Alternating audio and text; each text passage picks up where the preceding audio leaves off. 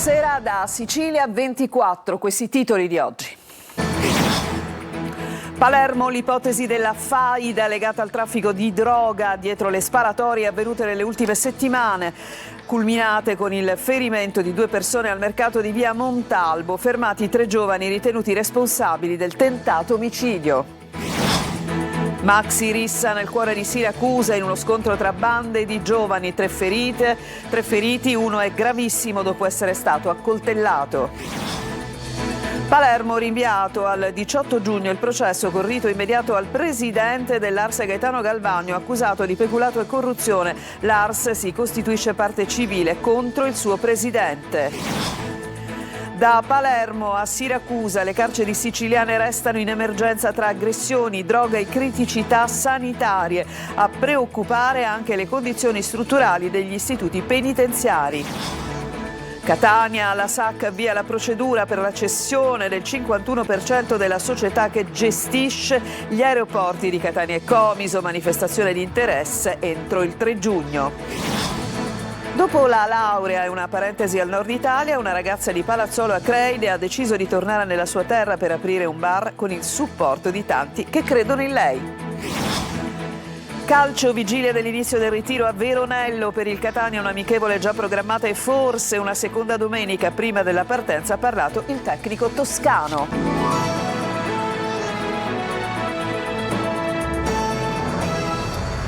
Bentrovati. Legata al mondo del traffico di droga, è legata al traffico di droga una faida, e sarebbe proprio questa dietro le sparatorie dell'ultimo mese a Palermo. Lo pensano gli investigatori che hanno fermato per tentato omicidio i 3 presunti responsabili dell'ultima appunto sparatoria avvenuta all'interno del mercato di via Montalbo. Ma sentiamo Maglio Viola.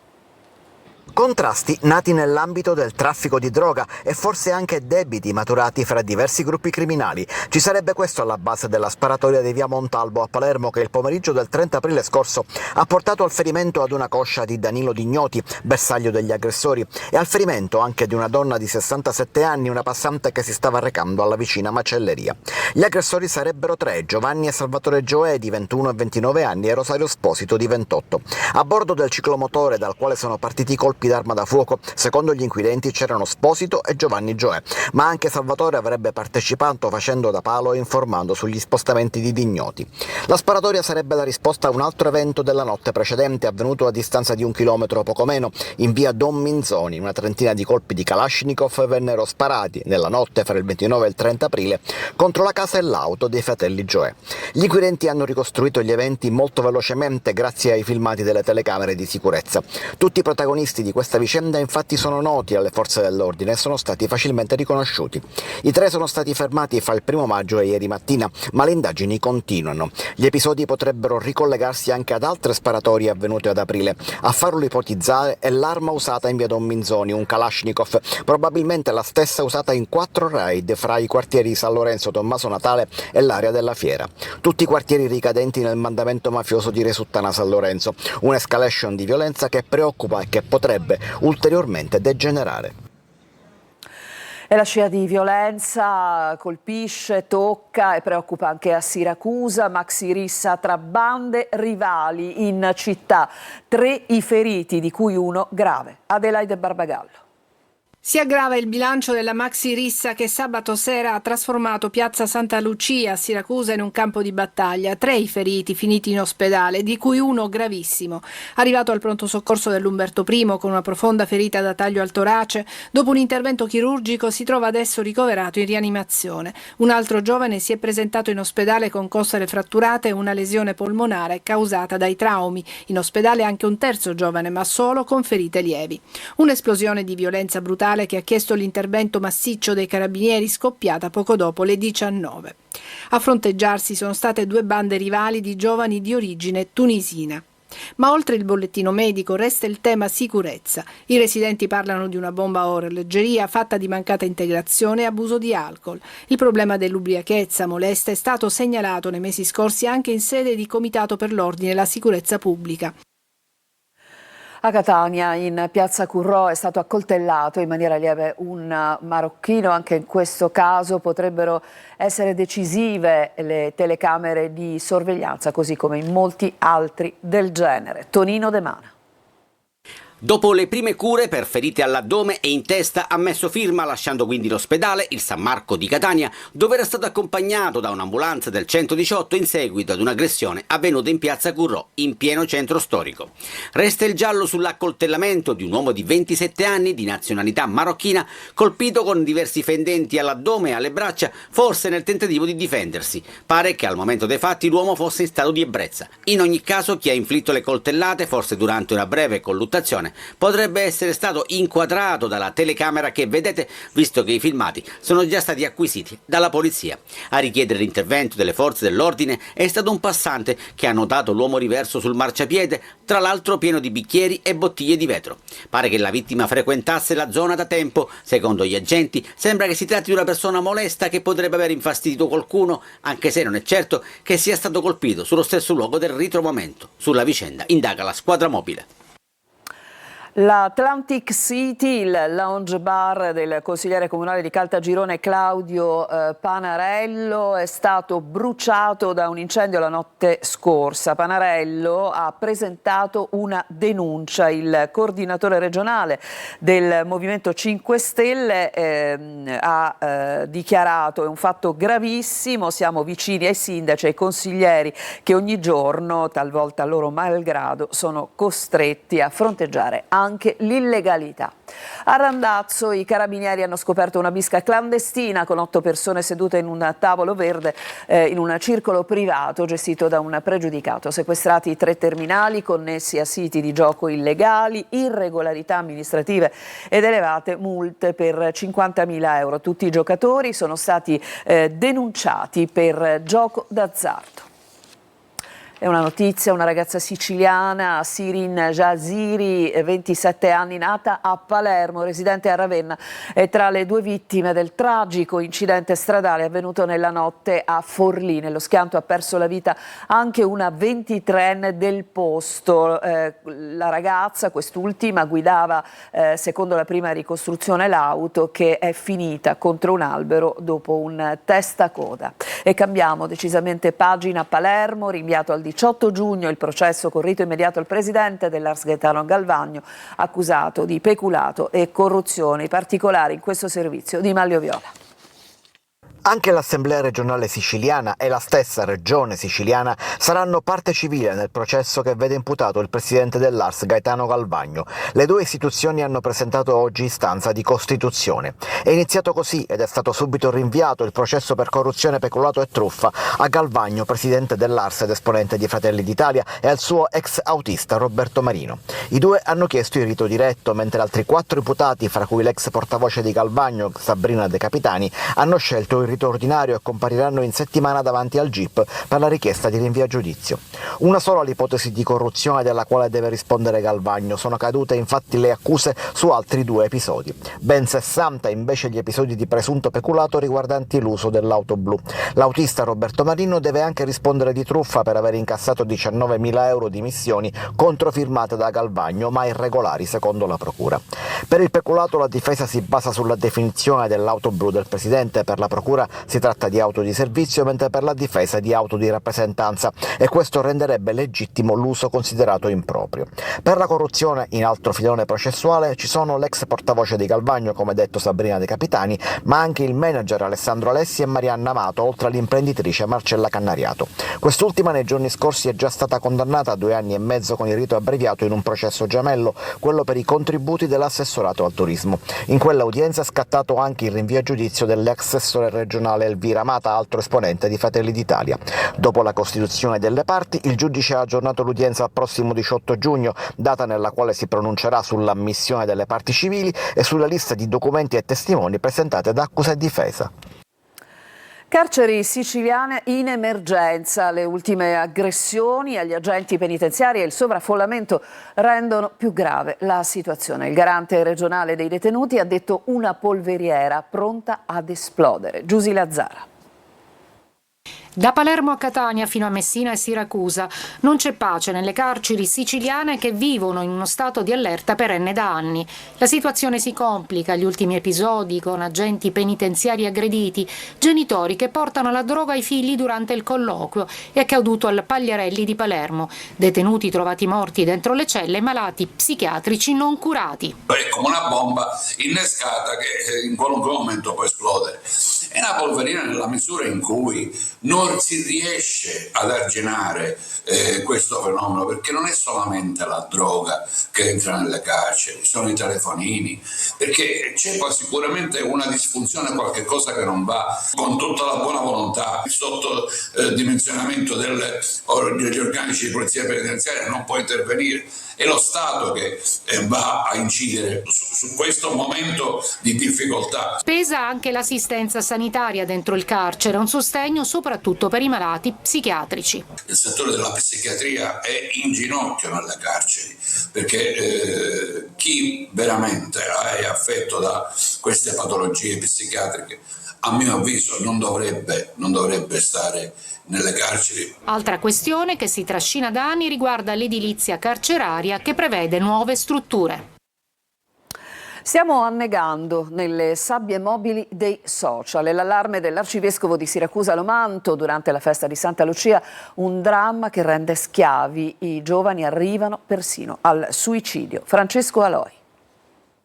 Stiamo annegando nelle sabbie mobili dei social. Monsignor Lomanto non usa mezzi termini. Nel suo discorso alla città durante la festa del patrocinio di Santa Lucia critica l'uso dei social, che dice hanno rubato il posto all'incontro costruttivo e vitale. Un vero dramma sta logorando la nostra umanità, rendendoci schiavi di invenzioni che affascinano la mente ma svuotano il cuore. Per l'arcivescovo di Siracusa è necessario invertire la rotta, accompagnando le nuove generazioni alla scoperta di valori come verità e lealtà. La festa di Santa Lucia ci sospinge a una più autentica solidarietà nell'affrontare con responsabilità il disagio giovanile per il bene comune,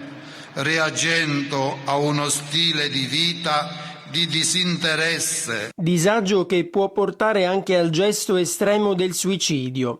Siamo chiamati a stare vicino ai giovani, il monito di Lomanto, per tentare di comprenderne il linguaggio, a volte fatto di silenzi, ma che sono grida d'aiuto. Dobbiamo interrogarci dove abbiamo sbagliato. Ciò che accade anche a uno dei nostri giovani è responsabilità di tutti. Entra nella fase cruciale la privatizzazione dell'aeroporto di Catania. Ha pubblicato il bando che apre le porte ai privati. Adelaide Barbagallo. Il futuro di Fontanarossa è una svolta. La SAC, la società che gestisce gli scali di Catania e Comiso, ha ufficialmente aperto le porte ai privati con l'avvio formale della raccolta di manifestazioni di interesse per la cessione di almeno il 51% del proprio capitale sociale. Una mossa che segna il passaggio della maggioranza della società dalle mani pubbliche a quelle di un operatore economico privato. L'avviso è rivolto a player nazionali e internazionali che potranno presentarsi singolarmente o in cordata. I requisiti sono stringenti. Oltre alla solidità finanziaria, i candidati dovranno dimostrare una comprovata esperienza nella gestione aeroportuale. L'obiettivo dichiarato è quello di trovare un partner strategico capace di investire e rendere i due poli siciliani ancora più competitivi nel panorama globale. La privatizzazione punta a potenziare le infrastrutture e i servizi, sostenendo il trend di crescita che negli ultimi anni ha visto lo scalo di Fontanarossa battere record di passeggeri. La documentazione dovrà pervenire secondo le modalità indicate nel bando pubblico entro il 3 giugno 2026. E adesso vi raccontiamo la storia di una giovane laureata con una parentesi lavorativa al nord Italia, ma con tanta voglia di ritornare e di investire nella sua palazzolo a Creide. La storia ce la racconta Francesco Aloi. Ho fatto un bel giro, sono partita dagli Stati Uniti, poi Bologna, l'Austria, Danimarca, Milano, per poi tornare a casa perché alla fine casa richiama sempre. Lasciare il nord con direzione casa. Chiara ha deciso di scommettere sulla sua terra di origine, la Sicilia. A Palazzolo Acreide, nel siracusano, ha aperto un locale, o meglio, come preferisce chiamarlo, un manifesto. Perché in realtà questo progetto ha portato a tanta condivisione e a tanta collaborazione, tanti giovani che si sono sentiti coinvolti sin dall'inizio in un progetto di rinascita di un posto in un piccolo borgo. 29 anni, laureata in economia ambientale, non è riuscita a restare lontano dal borgo che l'ha vista crescere. E così ha fatto di tutto per lavorare qui. L'obiettivo di adesso è togliere tutta quanta la vernice. Sono venute persone da tutta la Sicilia, ore e ore di macchina per venirmi ad aiutare. Ma prima di tutto ciò, impresa non da poco, è stata rilevare l'attività. Con il crowdfunding è riuscita a raccogliere 30.000 euro da ben 869 donatori. Da qui il nome del locale. Gli 869 sostenitori hanno poi votato il nome che preferivano e hanno votato 869. Borghi come questo continuano a spopolarsi, un esodo che porta tanti giovani a lasciare il sud in cerca di lavoro. Con un po' di buona volontà e un pizzico di fortuna, però, restare non è del tutto impossibile. E non dare neanche una chance ai nostri luoghi d'origine o comunque al sud in generale, secondo me è una partita persa in partenza. E adesso ci fermiamo, c'è una pausa, poi rientreremo occupandoci del diabete, malattia estremamente diffusa, ma paradossalmente con una insufficiente rete assistenziale. Torniamo tra poco.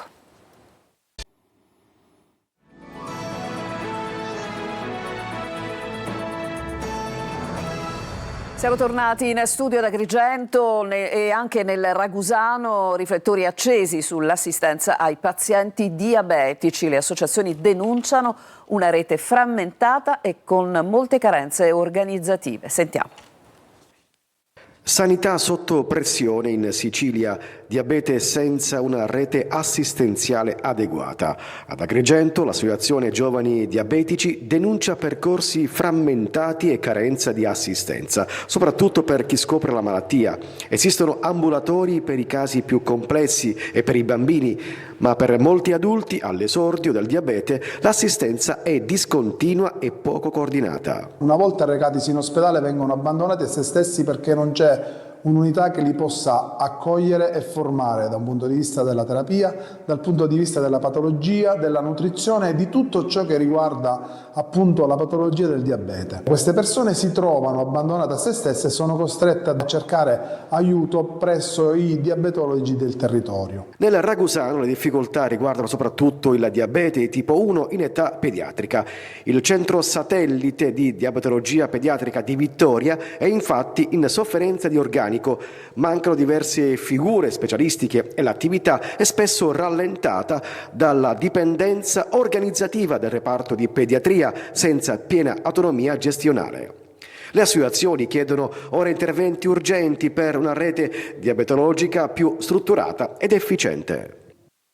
Andiamo nel catanese, a Mister Bianco l'inclusione diventa musica e immagini, presentato Se mi ascolti so parlare, un videoclip che dà voce all'empatia e dedicato a chi è affetto da autismo e spesso comunica in modi diversi. Desiree Ferlito.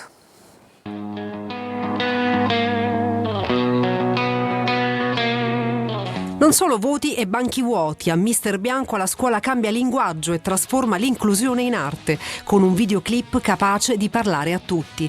Succede alla scuola media Leonardo da Vinci, dove un gruppo di docenti e studenti ha deciso di raccontare l'empatia in modo diverso. Non una lezione, ma un vero prodotto cinematografico. Si intitola Se mi ascolti so parlare. Una frase sbagliata che vuoi cancellare, non sono tu, no, sei tu che fai rumore, pretendi il mio silenzio, ma non ascolti il cuore. Un progetto nato dalla passione degli insegnanti, tra cui il docente e compositore Fabio Agosta, che ha scritto il brano, e Giovanna Pitrè la sceneggiatura, sostenuti dalla dirigente scolastica Caterina Lofaro. I suoni sono spari, la tua normalità non mi fa respirare. Abbiamo presentato il brano Se mi ascolti so parlare, realizzato in occasione della giornata mondiale sulla consapevolezza sull'autismo. È stata un'esperienza bellissima sia per i ragazzi che per noi docenti.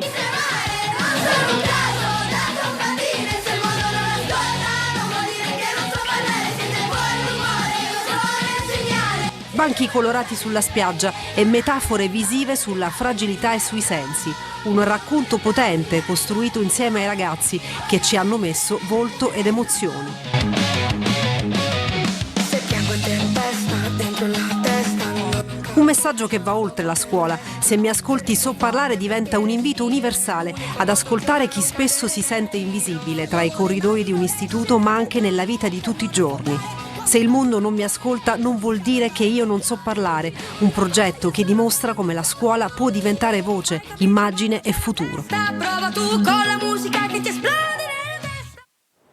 Ci fermiamo ancora, c'è un'altra pausa e poi sentiremo le parole di Mimmo Toscano che oggi, prima della partenza del Catania, o perlomeno alla vigilia del ritiro a Veronello, ha parlato appunto con la stampa. A tra poco.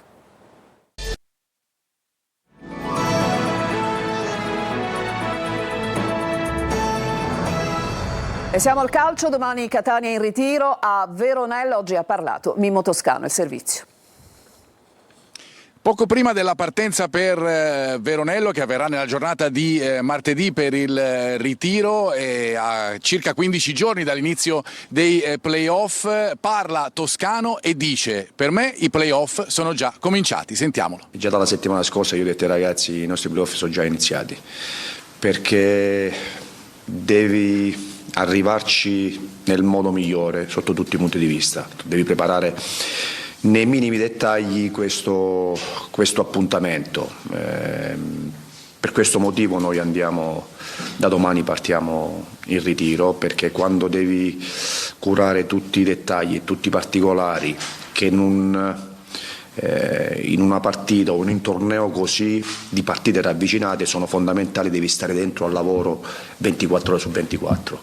Il recupero degli infortunati sarà fatto in modo che porti anche molta precauzione, così ha detto Toscano, però poi si è sbilanciato. L'unico che potrebbe non riuscire ad esserci per il primo turno di playoff è Corbari, mentre si dovrebbe recuperare anche Rolfini.